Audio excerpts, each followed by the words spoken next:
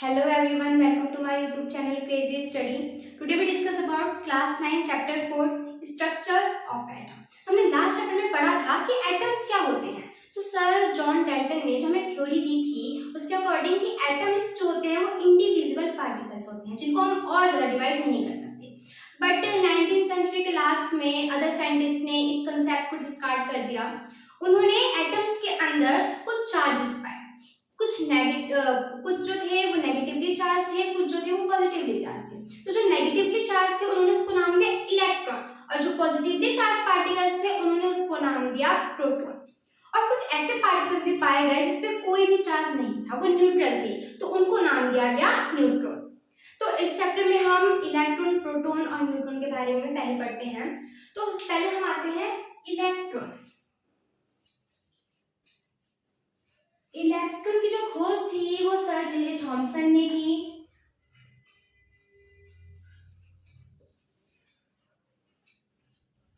Bye canal rays experiment. उन्होंने canals ray का experiment किया था, उसी के थ्रू उन्होंने इलेक्ट्रॉन की किसी एटम के अंदर इलेक्ट्रॉन प्रेजेंट होते हैं वो उन्होंने खोज किया। तो हम कैनल रे एक्सपेरिमेंट को हम हायर क्लासेस में एकदम एक्सप्लेन करके पढ़ेंगे। तो इसमें हम ये जान लेते हैं कि इलेक्ट्रॉन की खोज जो थी सर जे थॉमसन ने की थी बाय कैनल रे एक्सपेरिमेंट। फिर थर्ड हम आते हैं कि जो हमारे इलेक्ट्रॉन पे जो चार्ज होते हैं, हमने ये बात तो जान ली जो इलेक्ट्रॉन होते हैं वो हमेशा नेगेटिवली चार्ज होते हैं। तो इलेक्ट्रॉन पे जो चार्ज है वो भी नेगेटिव होगा, 1.6 × 10⁻⁻19 कॉलम। जो चार्ज होता है, चार्ज की जो ऐसा यूनिट होती है वो होती है कॉलम। तो हमारा जो इलेक्ट्रॉन है उसकी जो चार्ज है वो है -1.6 × 10⁻⁻19 कॉलम। और जो इलेक्ट्रॉन है हर पार्टिकल का मास होता है, हमने ये बात पढ़ी थी फर्स्ट चैप्टर में अपने। तो जो हमारा इलेक्ट्रॉन है, इलेक्ट्रॉन का जो मास होता है वो होता है 9.1 × 10⁻31 kg। ये है हमारे इलेक्ट्रॉन की मास। फिर नेक्स्ट हम आते हैं प्रोटॉन पे। तो जो प्रोटॉन है वो हमारे सर ई गोल्डस्टीन ने सर्च किया था।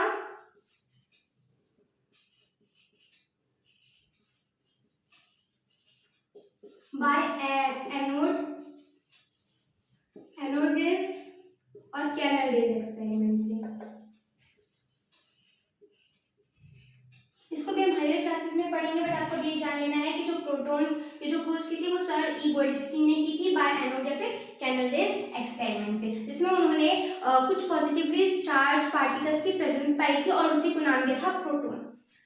और जो प्रोटॉन होता है, प्रोटॉन की चार्ज जो होती है वो इलेक्ट्रॉन के चार्ज जितनी ही होती है, लेकिन वो के पॉजिटिवली जो प्रोटॉन होते हैं वो पॉजिटिवली चार्ज होते हैं, 1.6 × 10⁻⁻19 कॉलम।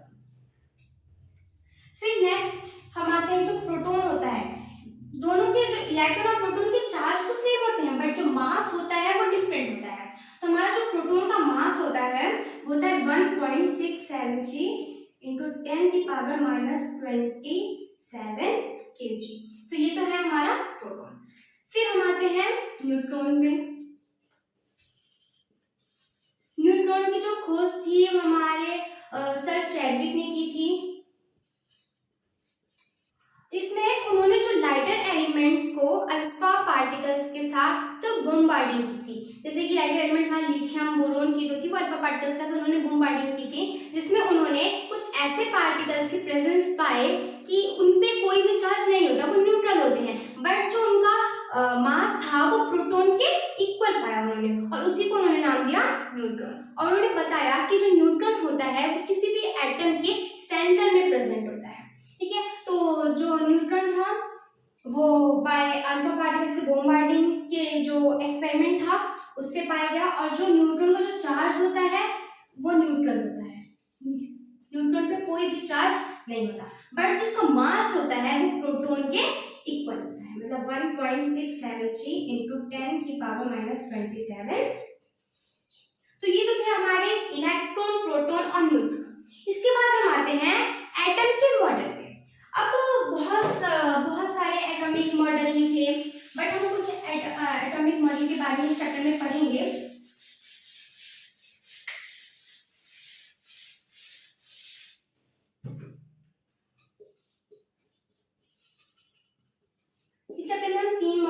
बारे में पढ़ेंगे।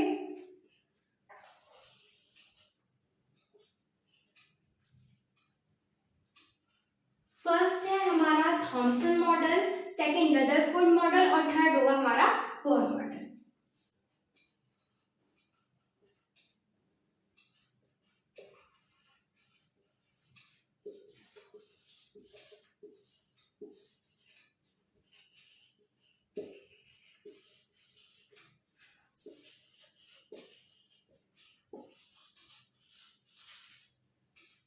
तो पहले हम आते हैं अपने थॉमसन मॉडल पे।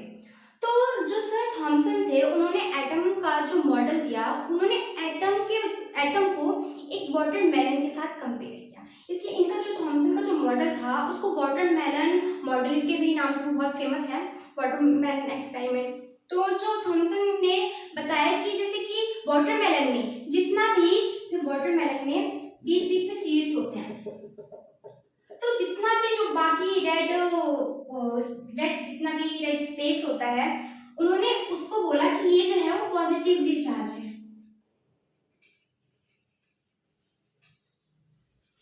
और जो हमारे जैसे सीड्स होते हैं वाटरमेलन के अंदर, उन्होंने उसको इलेक्ट्रॉन बताया, और जो भी इलेक्ट्रॉन है वो हमारे नेगेटिवली चार्ज में बताया कि पॉजिटिवली स्फीयर के अंदर जो इलेक्ट्रॉन होते हैं वो प्रेजेंट होते हैं। तो उन्होंने थॉमसन मॉडल ने ये हमें वाटरमेलन के थ्रू हमें एटम का एक मॉडल दिया, जो कि ज़्यादा सक्सेसफुल नहीं हुआ, और इसके बाद एटम का मॉडल देते हैं सर रदरफोर्ड। तो रदरफोर्ड का जो मॉडल था उसमें उन्होंने बहुत फेमस मॉडल रहा इनका, इसमें इन्होंने अल्फा पार्टिकल्स को जो एकदम थिन गोल्ड फॉइल पे इन्होंने बॉम्बार्डिंग की अल्फा पार्टिकल्स के। तो इसमें उन्होंने ऑब्जर्वेशन की, जैसे कि गोल्ड फॉइल है,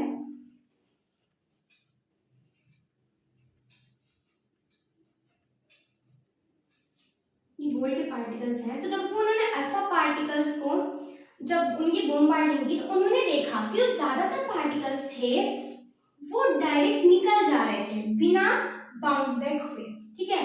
तो उन्होंने बिना डिफ्लेक्ट हुए वो जितने भी अल्फा रे के पार्टिकल्स थे वो गोल्ड फॉइल जो थी उसके पार निकल जाए थे। सिर्फ कुछ एकदम स्मॉल अमाउंट में जो कुछ पार्टिकल्स थे वो स्मॉल एंगल से डिफ्लेक्ट हो रहे थे, ठीक है, और कुछ पार्टिकल्स थे वही बाउंस बैक हो रहे थे। हर 12,000 पार्टिकल्स में से सिर्फ एक पार्टिकल ही था जो कि बाउंस बैक हो रहा था, और ज्यादातर पार्टिकल्स जो थे वो बिना डिफ्लेक्ट हुए निकल जा रहे थे, और कुछ ही जो पार्टिकल्स एकदम स्मॉल एंगल से डिफ्लेक्ट हो रहे थे, ठीक है। तो ये तो उन्होंने ऑब्जर्वेशन देखी जब उन्होंने अल्फा पार्टिकल्स को गोल्ड की एकदम थिन फॉइल पे बॉम्बार्डिंग की। तो इससे उनको पता लगा कि जो एटम्स होते हैं, एटम के अंदर ज्यादातर जो स्पेस होता है वो एम्प्टी होता है। फिर उन्होंने बताया कि जब उन्होंने देखा कि 12,000 में से सिर्फ एक ही बाउंस बैक हो रहा है, तो इससे साफ साफ उनको पता लग गया कि जो हमारे जो एटम होते हैं उनके पार्टिकल्स में बहुत ज्यादा स्पेस होती है। फिर उन्होंने देखा कि कुछ जो पार्टिकल्स थे 12,000 जब वन पार्टिकल जब बाउंस बैक हो रहा था, तो उससे उनको पता लगा कि जो एटम है, एटम के मिड में न्यूक्लियस होता है जिसके अंदर पॉजिटिवली चार्ज पार्टिकल्स प्रेजेंट होते हैं। जो हमारा एटम के अंदर हमारा जो न्यूक्लियस होता है उसमें हमारे प्रोटॉन और न्यूट्रॉन दोनों प्रेजेंट होते हैं। जो न्यूट्रॉन पे तो कोई चार्ज नहीं, तो वो न्यूट्रल होता है। तो जो हमारा न्यूक्लियस है उसके अंदर हमारे पॉजिटिवली चार्ज पार्टिकल्स प्रेजेंट होते हैं।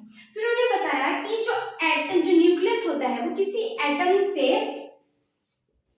बहुत ही ज्यादा छोटा होता है, और बाकी जितना भी स्पेस होता है वो एम्प्टी होता है, और प्रोटॉन जो न्यूक्लियस के अंदर ही हमारे पॉजिटिवली चार्ज पार्टिकल प्रेजेंट होते हैं। तो ये तो उन्होंने उनकी ऑब्जर्वेशन थी रदरफोर्ड की, अल्फा पार्टिकल्स उन्होंने बॉम्बार्डिंग की थी गोल्ड फॉइल में।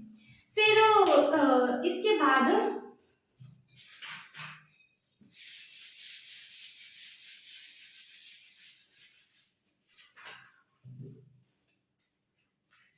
अब इसमें कुछ इनके मॉडल में जो एटॉमिक मॉडल था इनका वो अनस्टेबल रहेगा कुछ कारण की वजह से, क्योंकि जो रदरफोर्ड ने बोला था कि जो इलेक्ट्रॉन होते हैं वो एक ऑर्बिट में राउंड करते हैं। जब इलेक्ट्रॉन जो है, जब इसको देखा गया तो इससे पता लगा कि जो इलेक्ट्रॉन है जो वो रिवॉल्व करेंगे तो एक टाइम ऐसा आएगा कि जो हमारे इलेक्ट्रॉन्स हैं वो राउंड करते करते आके हमारे न्यूक्लियस में गिर जाएंगे, और न्यूक्लियस में गिरने के बाद वो जो है अपने जो चार्ज है उनको खो देंगे, और जिसकी वजह से जो हमारा एटम है वो अनस्टेबल रह जाएगा। तो रदरफोर्ड का मॉडल भी जो था वो एटम को पूरी तरीके से एकदम क्लियरली एक्सप्लेन नहीं कर पाया। तो इसी के बाद आता है हमारा बोर्स मॉडल। तो सर बोर ने बताया कि जो हमारे जो इलेक्ट्रॉन्स होते हैं वो एक डिस्क्रीट ऑर्बिट में रिवॉल्व करते हैं, जैसे कि हमारी न्यूक्लियस है और जो हमारे एटम्स हैं वो डिस्क्रीट ऑर्बिट में रिवॉल्व ही करेंगे, जो उनका ऑर्बिट है वो उसी में से राउंड करेंगे। इसकी वजह से जो इलेक्ट्रॉन है वो अपनी चार्ज को लॉस्ट नहीं करेंगे, और जब कोई भी इलेक्ट्रॉन अपने चार्ज को एमिट या फिर एब्जॉर्ब तभी कर पाएगा जब वो एक ऑर्बिट से दूसरे ऑर्बिट में चला जाए। तो ये तो हमारे सर बोर का जो ये मॉडल था बोर्स मॉडल, तो इसमें हमें जो इलेक्ट्रॉन की थोड़ी एक्सप्लेनेशन मिली कि जो इलेक्ट्रॉन है वो एक डिस्क्रीट ऑर्बिट पे ही राउंड करता है, इसकी वजह से जो इलेक्ट्रॉन है वो अपने चार्ज को खो नहीं पाएंगे। फिर ये तो थे हमारे 3 मॉडल। इसके बाद हम आते हैं एटॉमिक नंबर।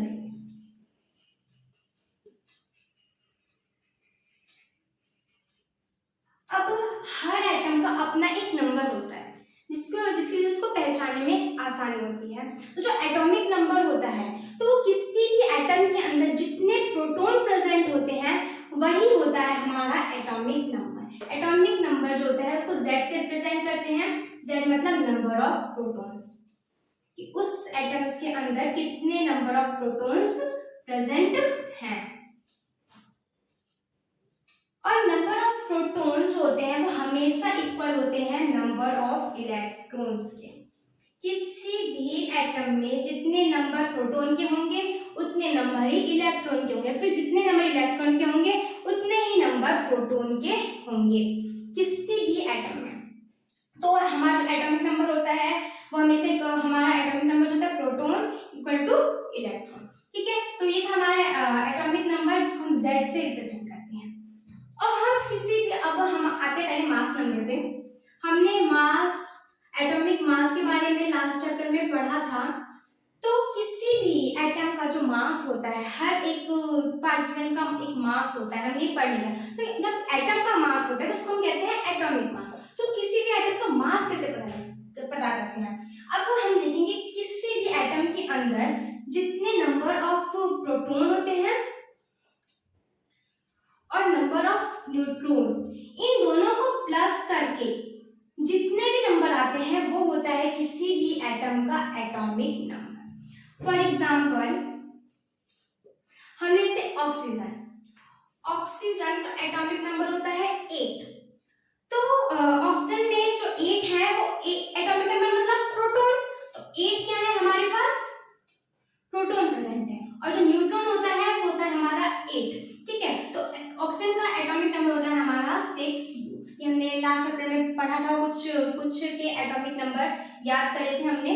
तो अगर आपने लास्ट चैप्टर की वीडियो नहीं देखी, चैप्टर नंबर 3 की एटम्स एंड मॉलिक्यूल्स की, तो आप जाके जो लिंक है डिस्क्रिप्शन में दिया गया है, आप जाके एक बार देख सकते हैं। तो ये तो हमारा मास नंबर। ऐसे हमें कोई एग्जांपल ले लीजिए अपने हाइड्रोजन का। हाइड्रोजन एक ऐसा एटम होता है जिसके अंदर न्यूट्रॉन प्रेजेंट नहीं होता। तो अब हाइड्रोजन का जो एटॉमिक नंबर होता है 1। तो 1 हमारा क्या है? प्रोटॉन है, तो atomic number equal to proton. तो और हमारा जो न्यूट्रॉन है वो है 0। तो हाइड्रोजन का जो हमारा एटॉमिक नंबर होता है वो होता है 1, 2। ये भी हमने लास्ट चैप्टर में डिस्कस करे थे। तो ये तो थे हमारे मास नंबर। अब नेक्स्ट हम आते हैं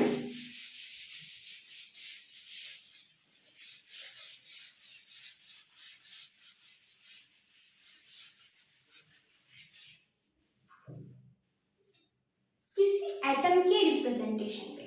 जैसे कि मेरे पास है ऑक्सीजन। ऑक्सीजन का एटॉमिक नंबर होता है 8। तो यहाँ लिखेंगे, और जो उसका मास नंबर होता है वो होता है 16, तो हम उसको ऊपर लिखेंगे। ये है हमारा एटॉमिक नंबर, ये है हमारा एलिमेंट, और ये है हमारा एटॉमिक नंबर, और ये है हमारा मास।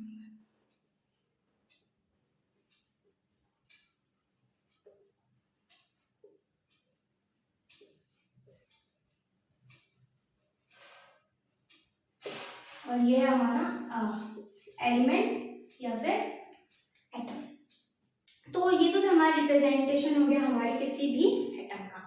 अब सर बॉर ने जो हमें मॉडल दिया था, इसमें उन्होंने बताया कि जो इलेक्ट्रॉन होते हैं वो एक डिस्क्रीट ऑर्बिट के अंदर होते हैं, बट सारे जितने भी किसी भी एटम के अंदर जितने भी इलेक्ट्रॉन होते हैं वो ये तो नहीं कि अपनी मर्जी से किसी भी ऑर्बिट में घूमे।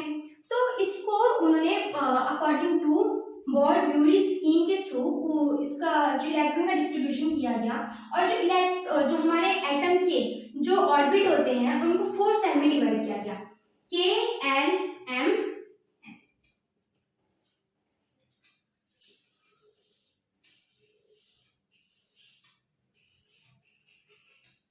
के, एल, एम, एन।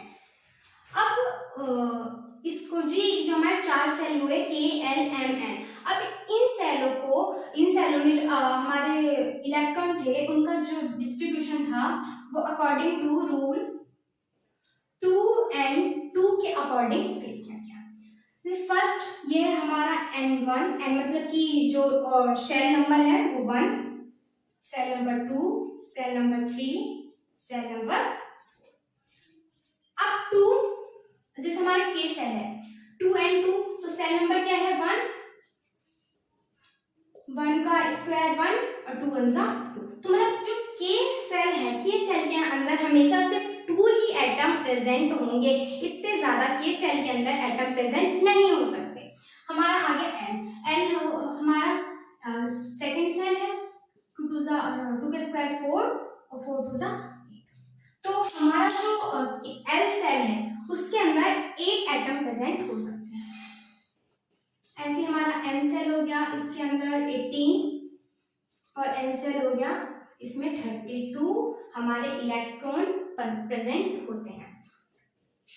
ये तो जो के, एल, एम, एन सेल में किसी एटम की जो ऑर्बिट है उनको डिवाइड किया गया अकॉर्डिंग टू बोर-ब्यूरी स्कीम, और रूल जो होता है वो 2n2 रूल के अकॉर्डिंग ही इनकी फिलिंग होती है किसी भी ऑर्बिट्स में, शेल में इलेक्ट्रॉन्स की। तो अब ये तो हमारा था कि जो सेल का डिस्ट्रीब्यूशन हो गया उसमें कितने इलेक्ट्रॉन प्रेजेंट होते हैं। अब हम देखेंगे कि अभी जो आउटर मोस्ट सेल होता है, मतलब कि जो बाहर का सेल होता है, आउटर मोस्ट सेल में 8 इलेक्ट्रॉन से ज्यादा प्रेजेंट नहीं होंगे। जैसे कि हम एग्जांपल ले लेते हैं अपने ऑक्सीजन का। ऑक्सीजन का नंबर होता है 6। तो अब हम इनको फर्स्ट सेल में कितने नंबर आ सकते हैं 2, सेकंड में आ सकते हैं 8, बट हमारे पास तो 6 है। तो तो यहाँ 2 फर्स्ट सेल में हमारा 2 आ गया, सेकंड सेल में हम 8 कर सकते हैं, बट यहाँ पे हमारे पास क्या है बचा 6 to 8। तो फर्स्ट में हमारा 2 आ गया, सेकंड में हमारा 6 आ गया, तो हमने इनको 2 सेल में डिवाइड कर दिया। ऐसे ही हमारे पास हो गया एल्युमिनियम, जिसका एटॉमिक नंबर होता है 13। इनको हम डिस्ट्रीब्यूट करेंगे 2, सेकंड में 8 to 10 और आया 3। ठीक है, तो ये तो था हमारा किसी भी एटम का डिस्ट्रीब्यूशन। अब हम देखते हैं किसी भी एटम में जो आउटर मोस्ट सेल में जितने इलेक्ट्रॉन प्रेजेंट होते हैं वही उस एटम की वैलेंसी होती है। जैसे हमने देखा अभी ऑक्सीजन का, ठीक है, तो ऑक्सीजन का हमने देखा कि 2 और 6 है। तो जो आउटर मोस्ट सेल में क्या कितने इलेक्ट्रॉन है 6 इलेक्ट्रॉन है, तो ऑक्सीजन की जो वैलेंसी होती है वो भी होती है 6। तो ये हमने लास्ट में पढ़ा था कि जो एटम्स होते हैं वो कुछ इलेक्ट्रॉन को गेन करते हैं, कुछ इलेक्ट्रॉन को लूज करते हैं। तो ये जो ऑक्सीजन है वो इलेक्ट्रॉन को गेन ही करेगा क्योंकि आउटर मोस्ट सेल में 8 होने चाहिए, तो जब इसके पास 6 है तो 5 से अबव है, तो ये क्या करेगा, गेन करेगा। तो ये तो था हमारा सेट डिस्ट्रीब्यूशन। अब हमारा लास्ट टॉपिक है आइसोटोप्स और आइसोबार्स। जब किसी भी एटम के जो एटॉमिक नंबर जो होते हैं वो सेम होते हैं बट एटॉमिक मास डिफरेंट होते हैं। एटॉमिक नंबर जो होते हैं वो सेम होते हैं, एटॉमिक नंबर सेम होते हैं बट जो मास नंबर होते हैं वो डिफरेंट होते हैं। तो किसी भी जब एटम्स के साथ ये होता है तो उसको कहते हैं उनके आइसोटोप्स। फॉर एग्जांपल हमारे पास है क्लोरीन,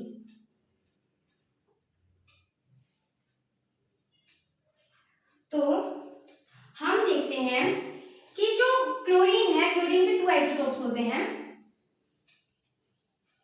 दोनों का एटॉमिक नंबर सेम होता है 17, बट एक का जो एटॉमिक मास होता है वो होता है 35 और एक का होता है 37। यहाँ पे आप देख रहे हैं दोनों जो है वो है क्लोरीन ही, दोनों एक ही एटम है, दोनों के जो एटॉमिक नंबर है वो सेम है बट जो एटॉमिक मास है वो डिफरेंट है। अब हम किसी भी एटम का हम 2 तो एटॉमिक मास ले नहीं सकते, तो जब हम उनके एवरेज एटॉमिक मास वो जब हम ऐसे आइसोटोप्स होते हैं तो उनके हम एवरेज एटॉमिक मास लेते हैं। जैसे कि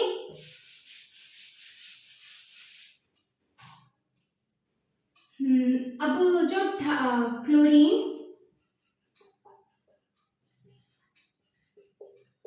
तो ये जो था 75% एनवायरनमेंट में पाया जाता है और ये 25%।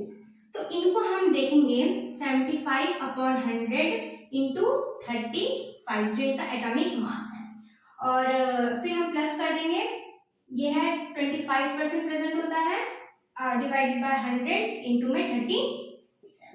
अब हम इनको सॉल्व करेंगे तो हमारा 35.5 U ये हमारा एवरेज एटॉमिक मास आ जाएगा। ठीक है, तो ये तो हमारा एवरेज एटॉमिक मास जब हम निकालते हैं आइसोटोप्स का। अब आइसोबार्स क्या होते हैं, यहाँ पे हमने देखा कि एटॉमिक नंबर सेम होते हैं बट एटॉमिक मास डिफरेंट होते हैं, बट आइसोबार्स में एटॉमिक मास सेम होते हैं बट एटॉमिक नंबर डिफरेंट होते हैं।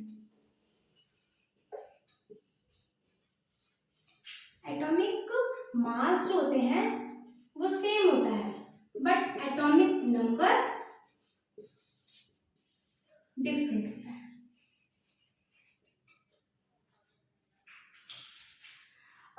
हमारे पास एग्जांपल है NaMg, जो हमारा सोडियम है उसका 11 और Mg का 12 होता है एटॉमिक नंबर। तो लेकिन दोनों के जो एटॉमिक मास है वो 40 होते हैं, दोनों के एटॉमिक मास क्या है 40, लेकिन यहाँ पे आपका देख रहे हैं एटॉमिक नंबर चेंज है बट एटॉमिक मास दोनों के सेम है।